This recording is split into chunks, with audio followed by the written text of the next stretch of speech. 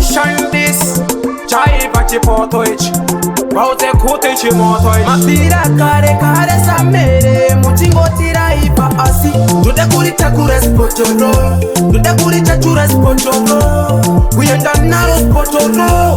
Siturise naros potoro. Tude kurita chures potoro. Tude kurita kures potoro.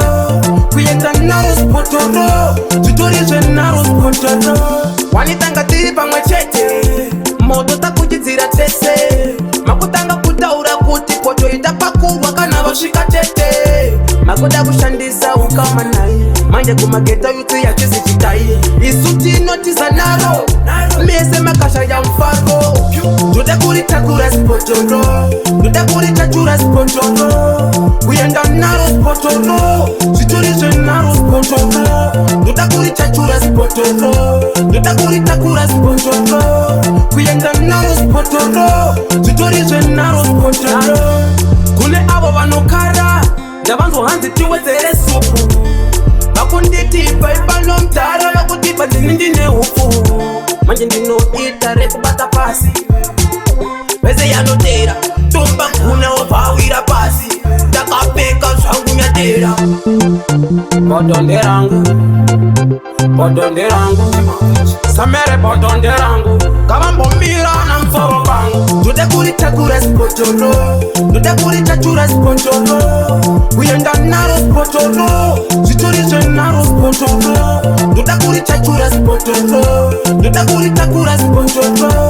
Kuyenda naro spotoro. Siturise naro spotoro. Wanitanga tiri pamwe chete. Moto takuchitsira tese. Makutanga kutaura kuti poto itapakurwa kana vasvika tete. Makoda kushandisa ukama naye. Manje kumageta yutu ya chisi chitai. Isu tinotiza naro.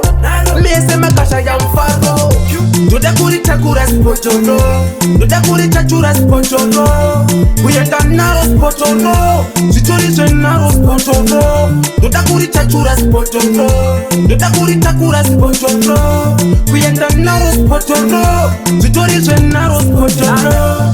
Kune abo vanokara. Ndavanzo hanzi tiwezere supu. Bakunditipa ipano mtara. Bakutipa ndine hufu. Manje ndinoita rekubata pasi. Pese yanotera. Tumba kuna wapawira pasi. Takapeka zvangu nyatera. Bodonde rangu Samere bodonde rangu Kavambombira na msoro bangu.